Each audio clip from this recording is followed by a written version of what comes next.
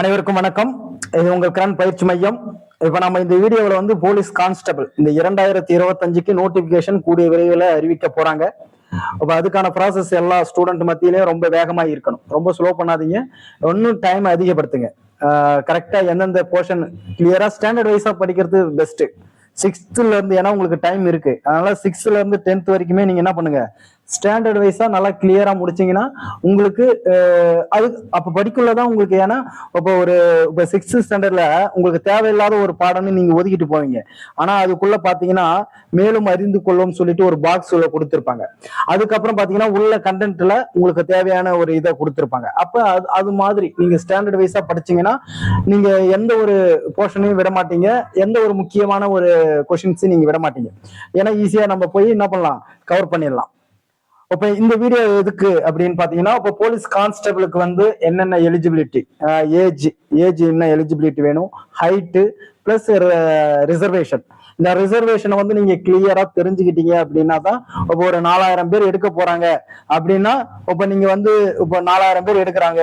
அப்ப 4000 பேர் எடுக்கிறாங்கன்னா நீங்க எந்த கேட்டகரியில வரீங்க, உங்களுடைய கேஸ்ட் எந்த கேட்டகரியில வருது, அப்ப அதுக்கான ரிசர்வேஷன் என்ன, அப்ப அதுக்கு நீங்க இந்த வேகன்சியை மென்ஷன் பண்ணி பாத்தீங்கன்னா அப்ப எவ்வளவு வேகன்சி உங்களுடைய கேட்டகரிக்கு அப்ளை ஆகுது. அப்ப அதுக்கான ப்ரிப்பரேஷன் நீங்க இந்த ஆங்கிள் எல்லாம் உங்களுக்கு நல்லா கிளியரா தெரியணும். மொத்தமா 4000 பேர் எடுக்க போறாங்க. ஆனா அந்த 4000 பேர்ல ரிசர்வேஷன்ல ஜெனரல் அந்த இதெல்லாம் இருக்குல்ல, அந்த கேட்டகரி வைஸா பிரிக்கக்குள்ள அதுல உங்களுக்கு எவ்வளவு இடம் இருக்கு, அப்ப அதுக்கு நாம எப்படி ப்ரிப்பரேஷன் பண்ணணும் அப்படின்ற ஒரு கிளியர் கட் ஆஃபோட தெரியும். அப்ப வாங்க பார்க்கலாம். இப்ப பாருங்க, பிசியை பொறுத்த வரைக்குமே ஏஜ் எப்படி இருக்கு அப்படின்னு பாத்தீங்கன்னா, அப்ப பிசி, எம்பிசி, பிசி முஸ்லிம், புரியுதுங்களா?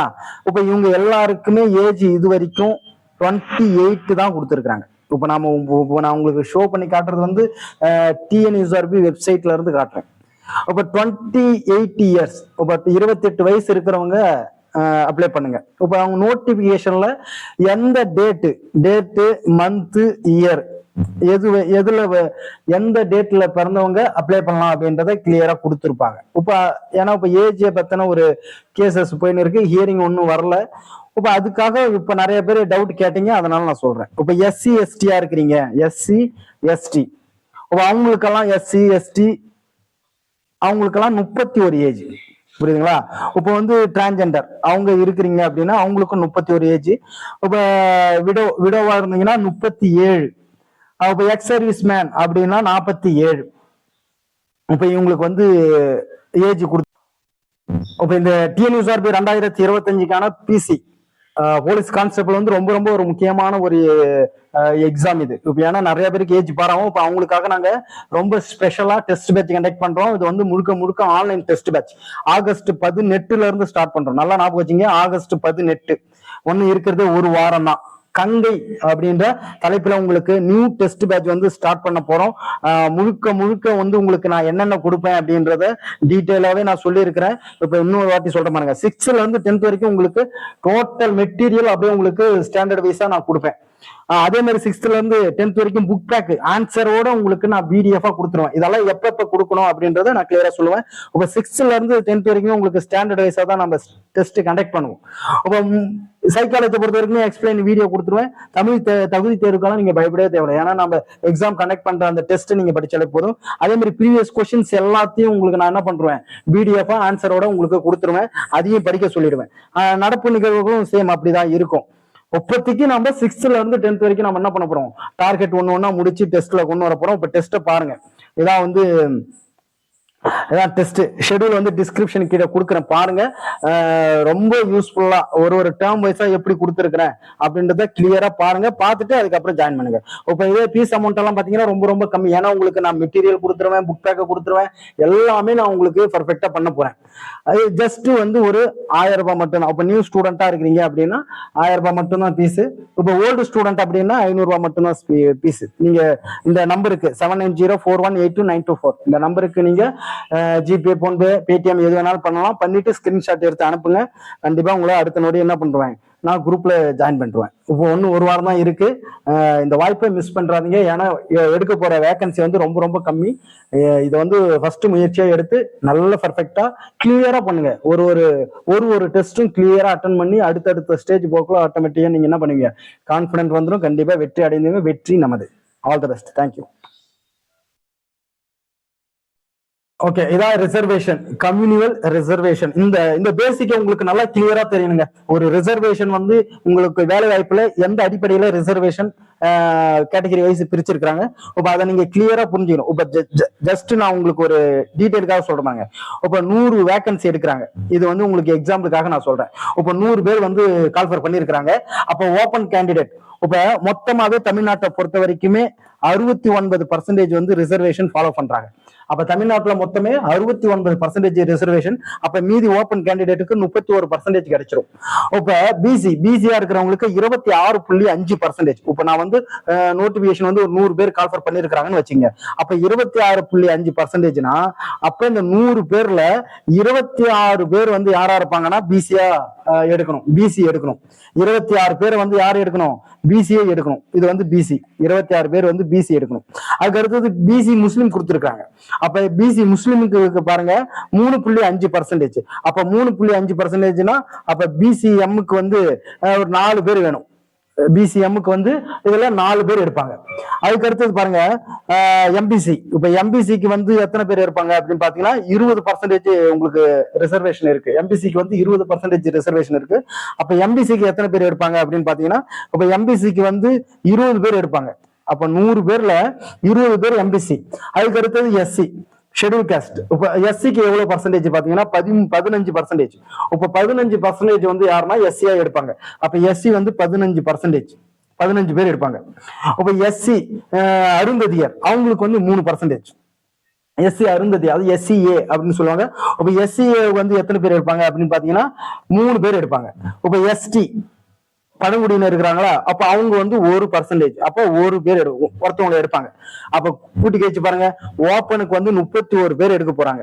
இப்ப ஓப்பனுக்கு 31, பிசிக்கு இது 30, 60, 61, 81, 96, 4, 100. புரியுதுங்களா? அப்படின்னா இதான் ரிசர்வேஷன் ஃபாலோ பண்றது. இப்ப பிசிக்காக நான் உங்களுக்கு கிளியரா சொன்னேன். மேக்சிமம் எல்லா துறையிலையும் இதான் ரிசர்வேஷன் மெத்தட். அப்ப தமிழ்நாடை பொறுத்த வரைக்குமே 69% வந்து ரிசர்வேஷன் ஃபாலோ பண்றாங்க. அப்ப மீதி 31% வந்து ஓப்பன் கேண்டிடேட். இப்ப பிசிக்கு வந்து 100 பேருக்கு நான் கால்ஃபர் பண்ணாங்கன்னா அப்ப 100 பேருக்கு எப்படி வந்து பிரிக்கணும் அப்படின்னு நான் உங்களுக்கு கிளியரா சொல்லியிருக்கிறேன். இதை நல்லா பாத்துக்குங்க. அப்ப இப்ப இப்ப அது 3000க்கு நீங்க கன்வெர்ட் பண்ணிக்க வேண்டியதான். இப்ப 3000 ஏன்னா இப்ப 4000க்கு கம்மியா தான் கால்ஃபர் வரும். அப்ப அதுக்கு ஏத்த மாதிரி இப்ப நீங்க எம்பிசியா இருக்கிறீங்க அப்படின்னா 20%ல இத்தனை பேர். அப்ப எவ்வளவு, இப்ப ஒரு 3000 வச்சுங்க. இப்ப 3000னா 20%, அப்ப 600 பேர். இப்ப அந்த 600 பேருக்குள்ளதான் எம்பிசிக்கு போட்டி. அப்ப அந்த 600 பேருக்கு அப்ப எப்படி நீங்க படிக்கணும் அப்படின்றத கிளியரா புரிஞ்சுக்கங்க. ஓகே, அடுத்தது பாருங்க. அப்போ வந்து ஸ்பெஷல் கோட்டா. இப்போ ஃபார்ம் 1, ஃபார்ம் 2, ஃபார்ம் 3 எலிஜிபிளே 5 இயர்ஸ் தான். இப்போ நீங்க ஃபார்ம் 1, ஃபார்ம் 2, ஃபார்ம் 3 எல்லாம் வச்சீங்கன்னா 5 வருஷம் தான் எலிஜிபிள். 5 வருஷம் முடிஞ்சிருச்சுன்னா அவ்வளவுதான். இப்போ இங்க ஸ்பெஷல் கோட்டாக்கு வந்து 6 மார்க் தருவாங்க. அப்ப எந்தெந்த கேம் வந்து ஃபார்ம் 1, ஃபார்ம் 2 இதெல்லாம் எலிஜிபிள் ஆகும் அப்படின்றத கிளியரா கொடுத்துருக்காங்க. இப்போ வந்து ஸ்பெஷல் கோட்டாவுக்கு என்னென்ன ஸ்போர்ட்ஸ், அதான் ஸ்போர்ட்ஸ் கோட்டா சொல்லுவாங்க. Form 1, form 2. இப்போ அதுக்கெல்லாம் basketball, football, hockey, volleyball, handball, kabaddi, wrestling, boxing, gymnastic, judo, weightlifting, அவர் ஸ்விம்மிங்கு, அத்லெட்டிக்ஸ், புரியுதுங்களா, education, horse riding, rifle shooting, silambam. அப்ப சிலம்பம் எல்லாம் இருக்கு. அப்ப நல்லா பாத்துங்க. அப்ப 5% வந்து என்னது அவங்களுக்கு இது கொடுக்குறாங்க. அப்ப இதுல வந்து உங்களுக்கு என்னன்னா இப்ப ஸ்போர்ட்ஸ் கோட்டால வர்றவங்களுக்கு ஸ்போர்ட்ஸ் சர்டிபிகேட் எல்லாம் வச்சீங்கன்னா 6 மார்க் தருவாங்க. அந்த 6 மார்க் வந்து கண்டிப்பா எவ்வளவு பெரிய விஷயம் தெரியுமா? ஏன்னா உங்களுக்கு வந்து நீங்க ஸ்போர்ட்ஸ் கோட்டால அப்ளை பண்ணீங்கன்னா உங்களுக்கு வந்து இதுவும் கம்மி, கட் ஆஃபும் கம்மியா வரும். அடுத்தது 20% பிஎஸ்டிஎம் ப்ரிஃபரன்ஸ் கொடுத்துருக்காங்க. இப்போ எல்லாருமே 10th குவாலிஃபைடுக்குள்ள மேக்ஸிமம் எல்லாருமே தமிழ் மீடியத்துல இருந்தா படிச்சிருப்பீங்க. உங்க பிஎஸ்டிஎம் பொறுத்த வரைக்குமே நான் சொல்றேன் பாருங்க. இப்போ பிஎஸ்டிஎம் படிக்கிறீங்க அப்படின்னா இப்போ 1வது இருந்து 10th வரைக்கும் பார்ப்பாங்க பிஎஸ்டிஎம். இப்போ ஃபர்ஸ்ட் ஸ்டாண்டர்ட்ல நீங்க வந்து ஃபர்ஸ்ட் ஸ்டாண்டர்ட்ல இருந்து 5வது ஸ்டாண்டர்ட் வரைக்கும் நீங்க வந்து ஏதோ ஒரு மெட்ரிகுலேஷன்ல படிச்சுட்டு 6th இருந்து 10th வரைக்கும் நீங்க தமிழ் மீடியத்துல படிச்சா அது எலிஜிபிள் ஆகாது. தமிழ் மீடியத்துல படிக்கிறீங்கன்னு வச்சுங்க, இது எலிஜிபிள் ஆகாது. 1வதுல இருந்து 1st ஸ்டாண்டர்ட்ல இருந்து 10th வரைக்குமே நீங்க என்ன பண்ணிருக்கணும், தமிழ் மீடியத்துல படிச்சிருக்கணும். ஏன்னா இப்ப சில பேர் என்ன பண்ணுவீங்கன்னா பிஎஸ்டிஎம் 1ல இருந்து 5 வரைக்கும் ஒரு ஸ்கூல்ல படிச்சிருப்பீங்க. இப்ப அங்க போய் நீங்க பிஎஸ்டிஎம் வாங்கணும். அடுத்தது 6ல இருந்து 8 வரைக்கும் ஒரு ஸ்கூல்ல படிச்சிருப்பீங்க. இப்ப அங்க போய் பிஎஸ்டிஎம் வாங்கணும். அதுக்கடுத்தது 9th இருந்து 10th வரைக்கும் ஒரு ஸ்கூல்ல படிச்சிருப்பீங்க, நீங்க அங்க பிஎஸ்டிஎம் வாங்கணும்.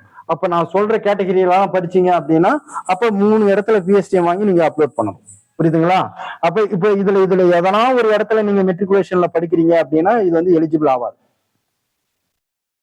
அதுக்கு அடுத்தது அப்ப பாத்தீங்கன்னா மார்க்குடைய அந்த மார்க்குடைய டீட்டெயில சொல்ற பாருங்க. இப்ப உங்களுக்கு எப்படி இருக்குன்னா ரிட்டன் எக்ஸாம்ல 70 மார்க் இருக்கும். பிசி 2025க்கு இப்ப நோட்டிபிகேஷன் வரப்போகுதுல்ல, இப்போ உங்களுக்கு வந்து ரிட்டன் எக்ஸாம்ல 70 மார்க் இருக்கும். பிசிக்கல் எஃபிஷியன்சி டெஸ்ட் வந்து 24 மார்க். அப்ப ஸ்டார் பாருங்க, 6 ஸ்டார், 6 ஸ்டாரு. அப்போ ஒரு ஸ்டாருக்கு எத்தனை மார்க் பாருங்க. புரியுதுங்களா? அடுத்தது ஸ்பெஷல் மார்க் 6 மார்க். இதுதான் வந்து அந்த ஸ்பெஷல் மார்க்ன்றது இந்த சர்டிபிகேட் எல்லாம் வச்சிருந்தீங்கன்னா உங்களுக்கு கொடுக்கும். அப்ப மொத்தம் டோட்டலா என்னது 100 மார்க்குக்கும் உங்களுக்கு கண்டக்ட் பண்ணுவாங்க. ஓகே. அடுத்தது தமிழ் எலிஜிபிள் டெஸ்ட், இதெல்லாம் உங்களுக்கு தெரியும், கிளியராகவே தெரியும். அப்ப பாருங்க, பார்ட் ஏன்றது ஜெனரல் நாலேஜ் 45 மார்க் கொடுப்பாங்க. பார்ட் பின்றது சைக்காலஜி 25 மார்க். அதுல 20 மார்க் வந்து சைக்காலஜி வரும், மீதி 5 மார்க் வந்து தமிழ் வரும். புரியுதுங்களா? அதுக்கு அடுத்தது ஓகே, இதுல கட் ஆஃப் தீர்மானிப்பாங்க 1.5 மணி நேரம். அதாவது இப்ப பாருங்க ஹைட் பாருங்க.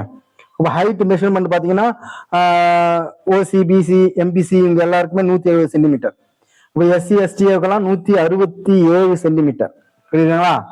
ஜஸ்ட் இதெல்லாம் உங்களுக்கு தெரியும். ஜஸ்ட் நார்மலா 81 இருக்கணும். நீங்க வந்து எக்ஸ்டென்ஷன் பண்ணக்குள்ள 5 சென்டிமீட்டர் விரியணும், 86 ஆகணும். இது உமன் அண்ட் டிரான்ஜெண்டர். அப்ப அவங்களுக்கு கொடுத்துருக்காங்க பாருங்க. இதே எம்பிசி, பிசி நீங்களா இருந்தீங்கன்னா 159 சென்டிமீட்டர். எஸ்சி எஸ்டி எல்லாம் இருந்தீங்கன்னா 157 சென்டிமீட்டர். இப்ப மற்றபடி எல்லாமே இதான். இப்ப மேக்சிமம் இதுதான். இப்ப இதை நல்லா பாத்துக்குங்க. மற்றபடி ஹைட்டு எல்லாம் இதெல்லாம் நெக்ஸ்ட் எக்ஸாம்ல நீங்க நல்லா பாஸ் பண்ணிட்டீங்க அப்படின்னா நீங்க வந்து அதை பார்க்கலாம். இதை விட்டுறக்கூடாது. ஏன்னா இப்ப நல்லா பண்ணுங்க. All the best. தேங்க்யூ.